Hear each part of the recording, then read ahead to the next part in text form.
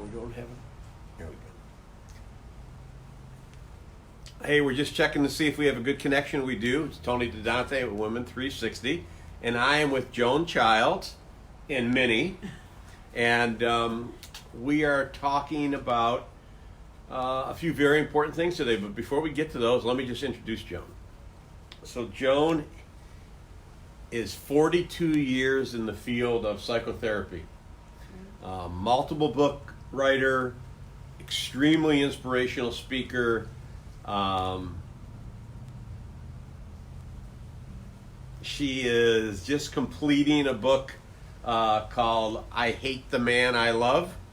So I'm a little nervous about that, but I'm ready to hear it. That's going to be coming out in February, right? No, May 11th. May 11th. Okay, maybe I'll get to read the previews before May 11th. But yeah, so your career, Joan, is incredible to me. I mean, you have studied, you have done countless therapeutic sessions with individuals and couples and groups and everything else, and you've written some great books, bestsellers that are tremendous. And as I was reading through your Facebook and your website and everything, I was just like, oh my God, she's lived a bunch of different lives. And so I'm here to just talk to you a little bit about, so what's your take on, where we're trying to get to in America with women and you know me with Women's 360, I'm trying to bring inclusion. I'm not trying to separate people. I'm trying to make women, give them every tool they need to be the best versions of themselves. So as I look at you, I say, okay, this is someone who spent a career making herself the best version of herself. And I mean, you've been on Oprah, you've done all this. You're just it. And so Well, you're going to swell my head. I'm gonna swell her head. So anyway, so share a little bit with us. Well, I think you kind of covered, you hit the dots, and I'll just go a little bit deeper into it. I didn't begin my career as a psychotherapist. I was a school teacher, and I was also an interior designer. So one lesson you can learn from this is that never define yourself by what you do, but who you are. You're like a rainbow. Like a rainbow wouldn't be a rainbow if it didn't have red and blue and yellow and green. If it only had red, it would no longer be a rainbow. Right. So we have different parts. And I was telling you that I just turned 80, October 25th. So I have lived a very full, rich life besides having 5 children. I lost a daughter to bipolar disorder, which was one of my books that I wrote, Why Did She Jump? My daughter's battled with bipolar disorder. And I have 6 grandchildren and a dog and a partridge in a pear tree. So besides being a psychotherapist, an author, and a speaker. As far as the books that I've written, they were really based on my life, my experiences, both professionally and personally. The first book was called The Myth of the Maiden on Being a Woman. I'm talking to Judith as I'm talking to you. I hope that's okay. That's fine. Yeah. I don't like to leave anybody out of the conversation. Which was a response from Sam Keene's book, Fire in the Belly, on Yes. Being a Man, about growing up in the 40s and 50s, men's rites of passages. I read that book in one night, and I made a decision. I'm going to write the response. The Myth of the Maiden on Being a Woman. I was going to call it, he called it Fire in the Belly, I was going to call it Babies in the Belly, but I didn't think the women's movement would appreciate that. Right. So I called it The Myth because I grew up in the 50s, and we had a myth. We were all going to get married, live happily ever, had children, and marry a Jewish doctor. That was one of the assignments that I was supposed to fulfill, and have children and live happily ever after. And then I did exactly what I thought that I should do, and didn't work out that way. We're married 13 years, and I married an inveterate gambler. I didn't understand addiction at the time. And when you are an addict, you'll do anything to support your addiction.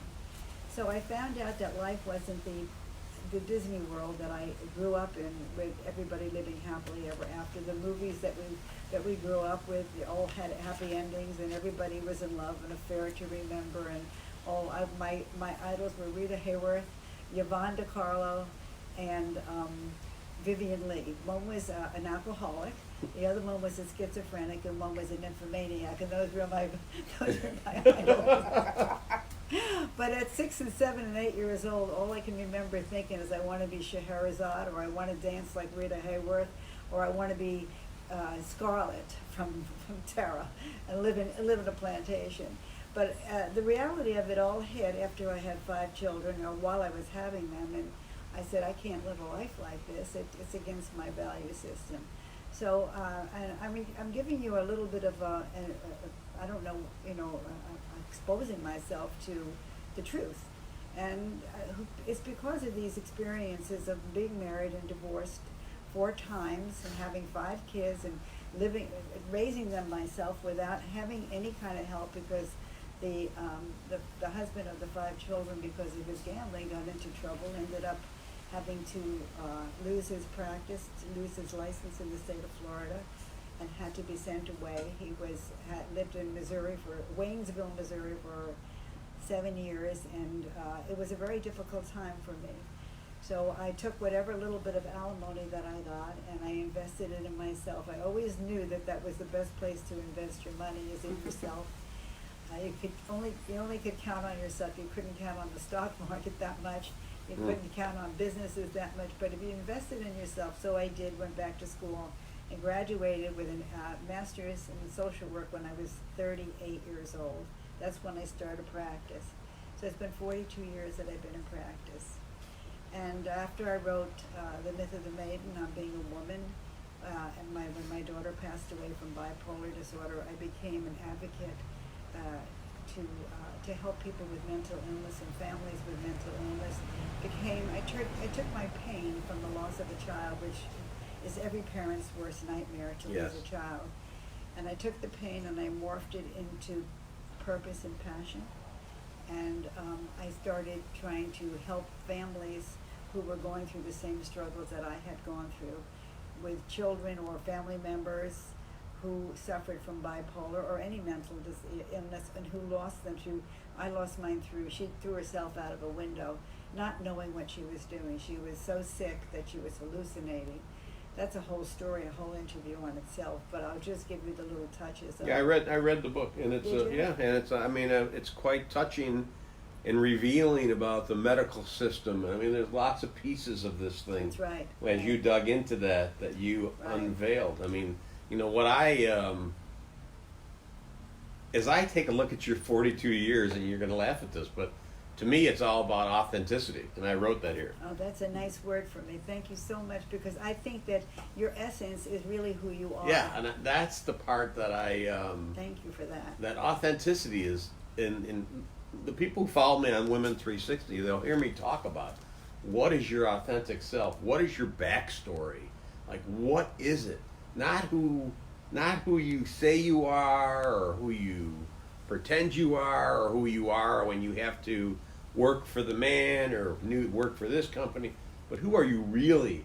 And it's that is what I think is the thing that gets you in the right direction towards becoming the best self. Because without that, to me, and of course people could argue my point on this, without authenticity, what do you have? Well, you can't self-actualize unless you have it.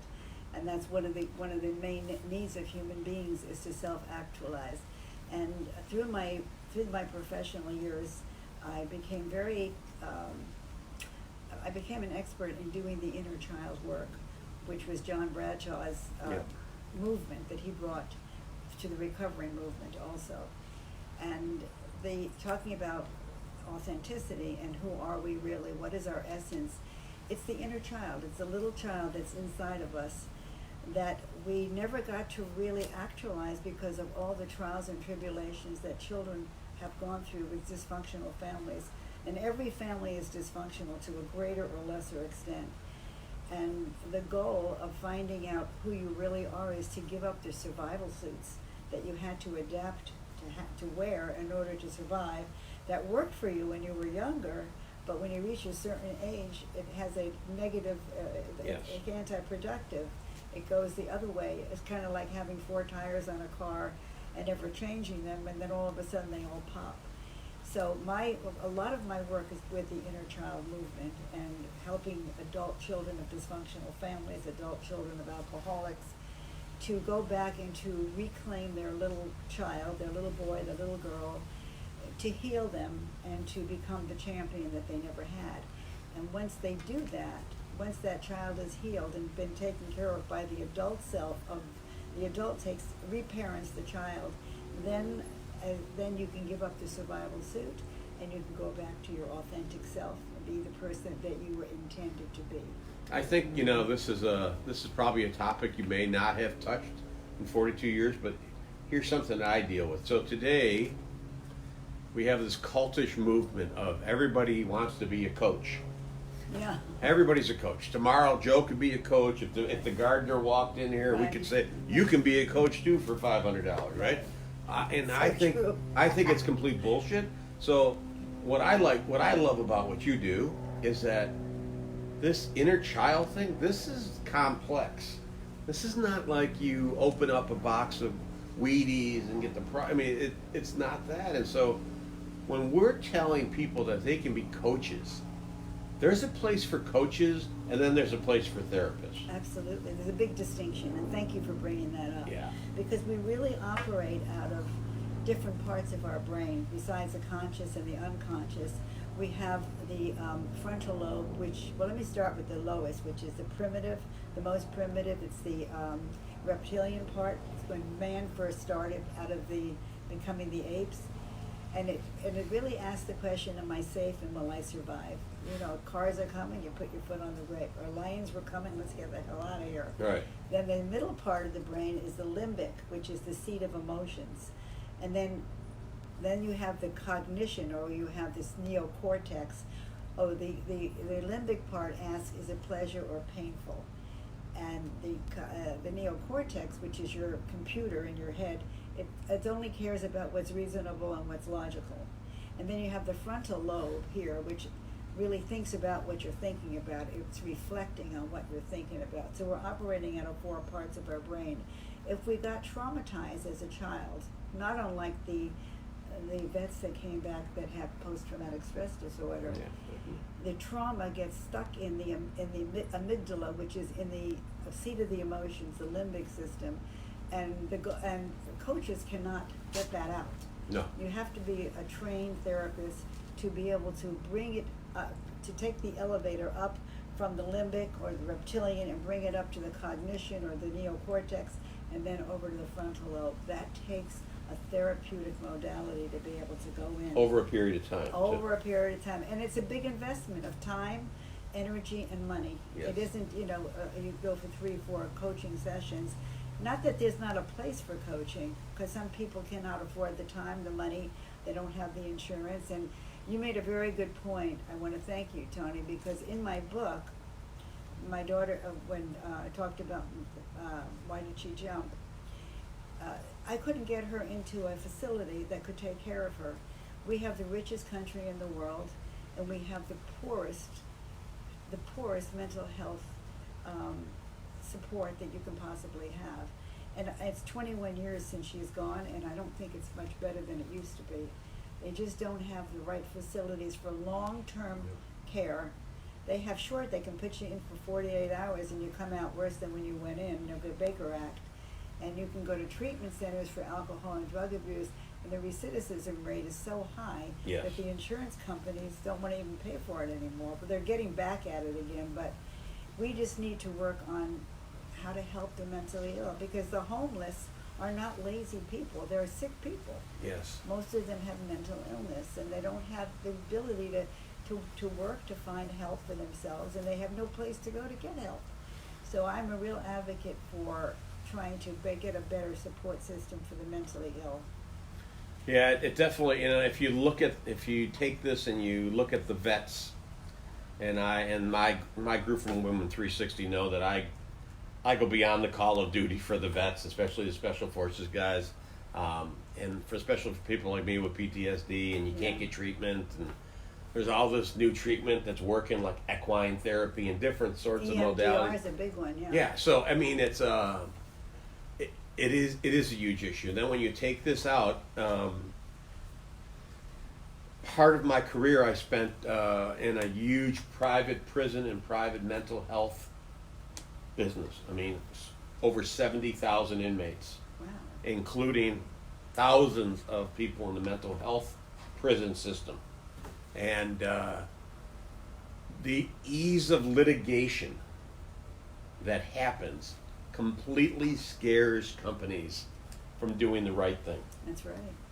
Everybody sues everybody. Right. If you're in prison and you've committed a terrible crime, well, the way you feed your family is you sue the state or you sue the prison, the private prison Wow. system, and we settle. Nobody knows this whole, this would be a great documentary someday to do. Nobody really knows how this happens, but the quality of care of the mental health patient or prisoner is terrible. Yes, and Wow. You know, they're making a movie out of my book, Why Did She Jump? They haven't done it yet, but they're in the midst of, they're very close to like doing pre-production now. But you ought to talk to Michael Moore about this because he's a person that could make a movie. I will talk to Michael Moore Yeah. about it. I'm not a huge Michael Moore fan, but I will be today. Well, he's an advocate for talking Yeah, about things yeah. that nobody wants to talk Yeah, about. I respect him for that. Yeah. I do respect him for that. So from your experience, if you're a young woman, if you're coming up, so you know, I tend to my customers on Women 360 are okay. So we have the real working woman who's the mother at home, right? That was me. That was you, I had 3 jobs and 5 kids. right? All And by and myself. today with multi-level marketing and stuff, you have a lot of these moms showing their smarts and they're making a lot of money. Yeah. I'm not saying I agree with multi-level marketing schemes, but I mean they're working it. And then you have the women who I used to have in my corporate world who would only be allowed to go so far. And they'd hit not a glass ceiling, they would hit a wall. Right. And unless they had a somebody who was willing to stick their neck out for them, they weren't going anywhere. And when you have that, and now of course you have entrepreneurs. So you have those people that just say, you know what? And politicians. Yeah, the whole politics, I can't figure that one out. And it's kind of a dangerous one for me to touch because my paradigm just goes right to what the hell are we talking about here? There's right and wrong, and I don't know. You almost had me going there. I'm not going to go there. All right. But you know, the entrepreneurial woman. You know, all of these things are great strengths for women. They're showing that they have a place. I have a friend of mine, Don Mann. He's a SEAL Team 6. He just retired, 22 years as a U.S. Navy SEAL. And recently, while doing a workshop with him, he said to me, "I want you to know something." And he never said it on the air or anything because here he is. He's the toughest guy in the world, right? He'd been there, done it.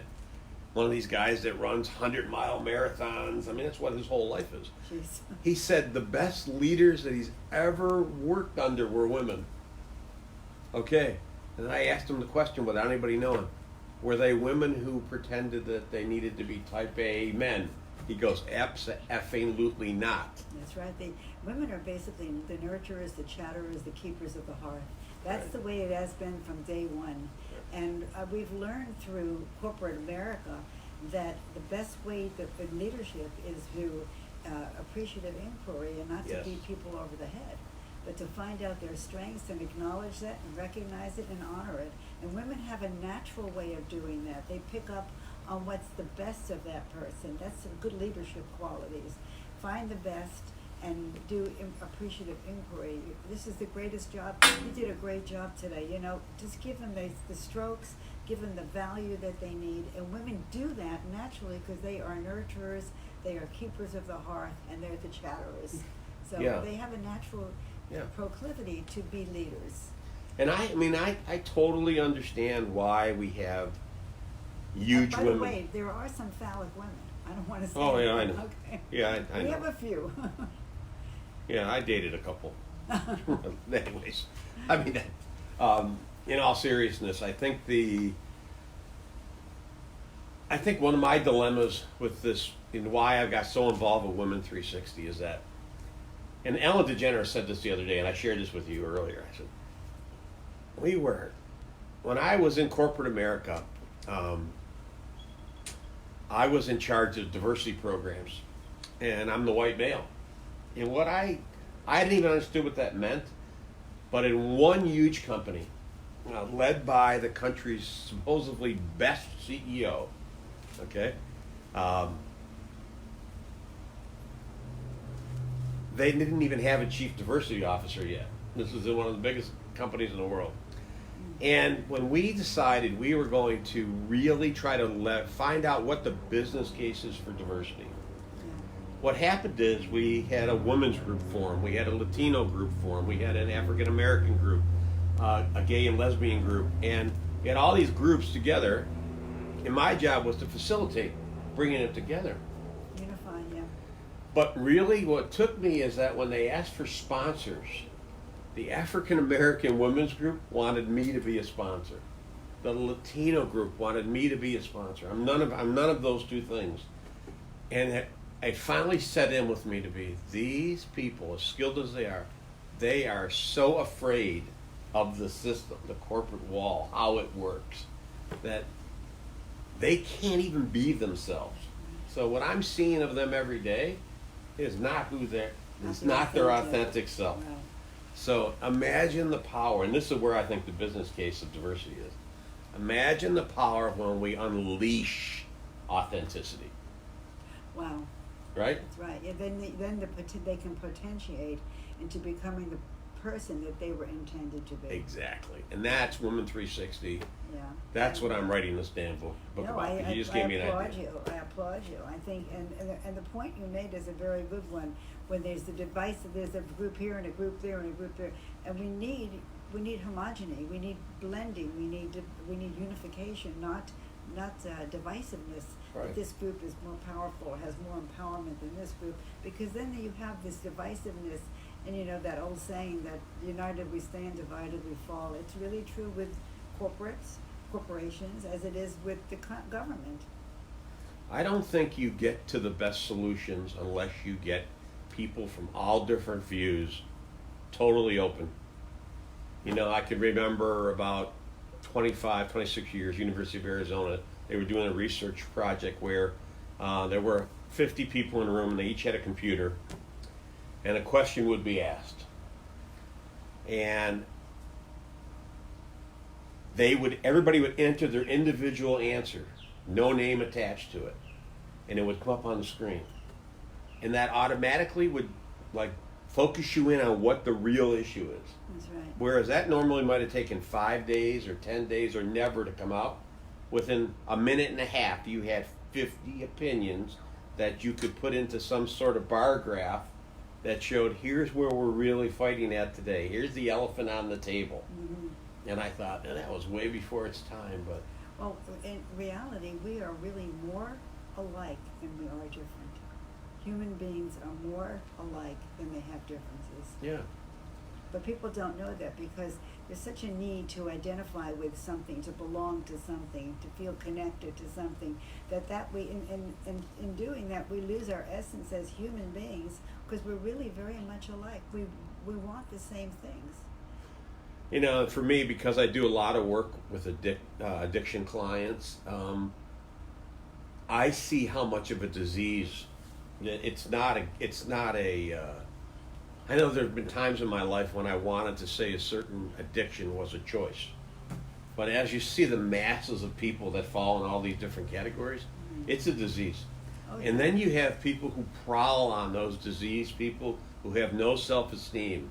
They've lost their decision making. They're not authentic. They're afraid of themselves. Yeah. And those people, you know, even in AA is a good example. They have something called the rooms. So you go into the rooms and you feel comfortable with 30 other addicts. But that doesn't help you play in the real world. It helps you play in the rooms. Right. So we're missing the boat all over the place on this stuff. And that's where I think, you know, if there was a place where I saw the strength of your work and the overall contribution and therapy, it's the authentic, it's the essence. Absolutely, 100%. You can't be in a healthy relationship unless two people are in their essence. and because otherwise they're in survival suits, and they never really get to know each other. That's my focus. That's the focus of the book, I Hate the Man I Love, by the way. Yeah. Is to learn to be authentic with each other, but you have to really, you have to be present for each other. There has to be a conscious awareness. The subtitle of my book, by the way, I Hate the Man I Love, is a conscious relationship is your key to success. So Yes. you have to be present to each other. One person cannot be talking over the other or answering before the other one finishes.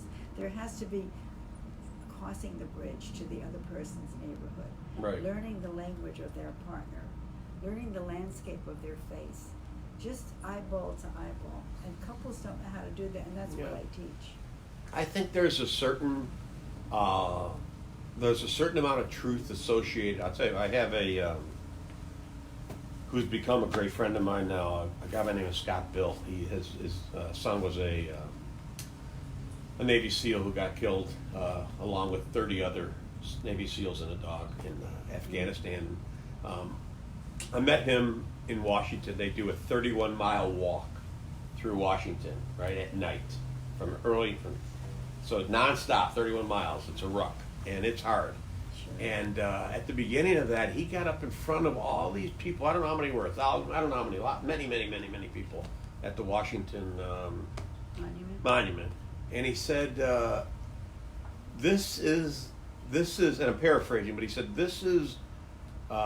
we're celebrating this. We're celebrating what we're here for, right? And when I walked in there, I wasn't celebrating. I was like going in there with the opinion, I got unfinished business with these people that did this. And that's just the street fighter in me, right? That's the operator in me. We got unfinished business. His was, we're celebrating. Now, that brings people together. That's right. That doesn't necessarily forgive everybody or whatever, but it brings people together. And I'm noticing now, even in the veteran community, there's a lot of people coming together. They've earned their stripes. They've earned their scars. They got a right to be mad. They have a right for all of these emotions and feelings, but they're coming together to heal. Every possible healing program that's out there, and in the Brian Bill Foundation, the great example of this, where they're bringing all these therapies together.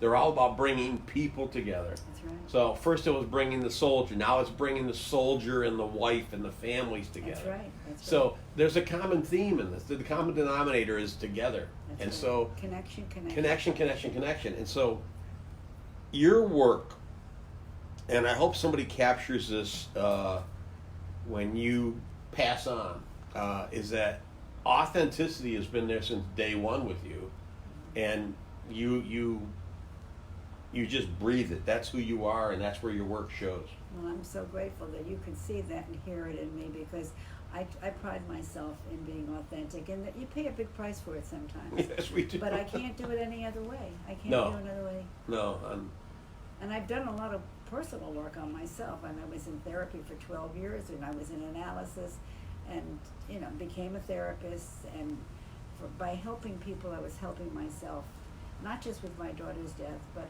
with my own personal growth and development as I help people through these 42 years. yeah. And here I am at 80, still doing it. I'm still working. Yeah, you're still. It's not work. It's not work. No. Because if you love what you do, you never have to work. for the No, rest of your life. I can't wait to see your movie. I can't wait to meet Michael Moore and talk to him about this subject. And It's a good subject to bring. this is a good subject to bring to him. Yeah. And I'll probably have to get coached about shutting up during the rest of my subjects I don't agree with him on. But Well, that's okay. That's okay. Controversy makes it more interesting. Yeah. That's fine. But, so let me just, as we wrap this up, you see this vision I have for Women 360. And you, before anybody, will say it's not only about women. Can you see I may have a title, Women 360. Right. And all of that 360 means is that we start here, and no matter what we say or do, Yeah, we it's come back and it's we're still, holistic. it's holistic. Right. It's the circle of life, basically. It's the circle of life. And we are together on this planet. And did you want me to say how I got to the title of that book? Yes. Okay, because that's where it was born. That's my close. I want you to know. I want the people listening in to understand how you created a book I hate the man I love. Yeah, but it does have a subtitle, A Conscious Relationship is Your Key to Success. Okay. So it really it was born out of my office. I saw many couples and who were trying to repair their relationships for one reason or the other. And they had contentious relationships for years. And it was kind of like what Thoreau used to say, people live lives of quiet desperation rather than get divorced. They just stick it out. And they develop a lot of antipathy for their partner, and it never gets resolved.